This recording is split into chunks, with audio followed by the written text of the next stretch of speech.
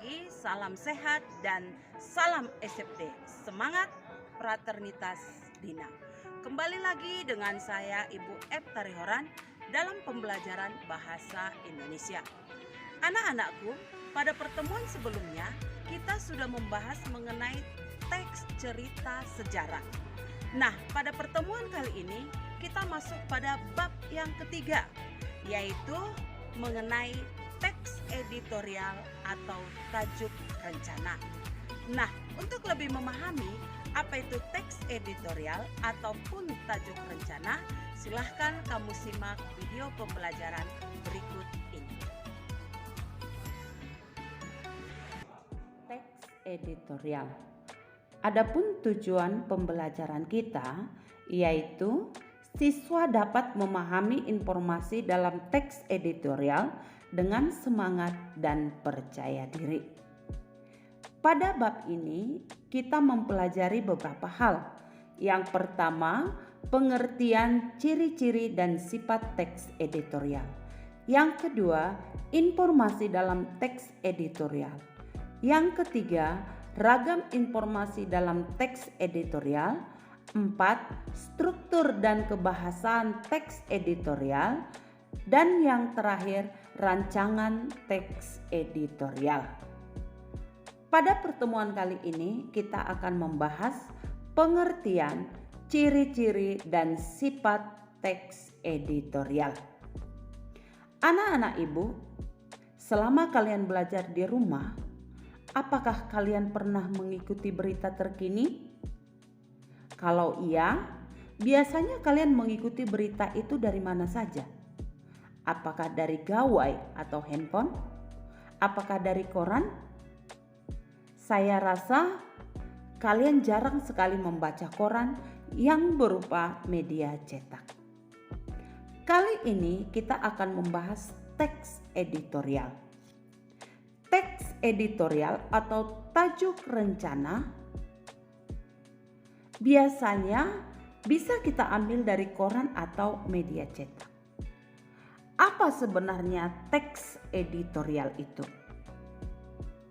Editorial atau tajuk rencana adalah opini yang berisi pendapat dan sikap resmi suatu media sebagai institusi penerbitan terhadap persoalan aktual, fenomenal, atau kontroversial yang berkembang dalam masyarakat.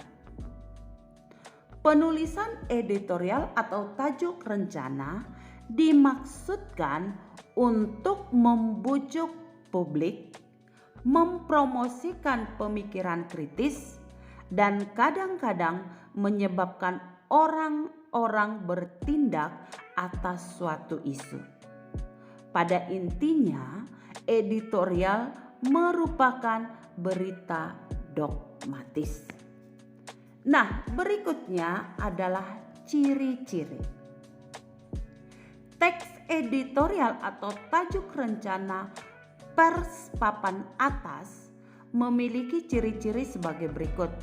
Yang pertama, hati-hati. Yang kedua, normatif. 3. Cenderung konservatif.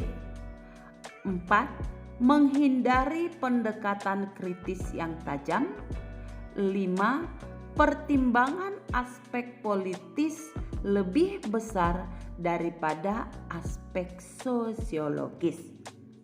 Sedangkan teks editorial atau tajuk rencana pers papan menengah ke bawah memiliki ciri-ciri sebagai berikut. 1. Lebih berani.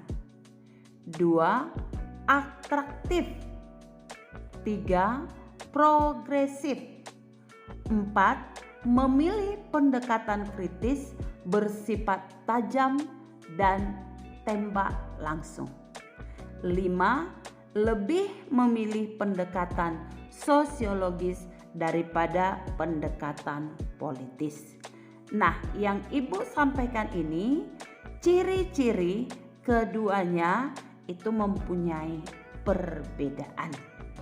Sedangkan sifat teks editorial atau tajuk rencana adalah krusial dan ditulis secara berkala, tergantung dari jenis terbitan media.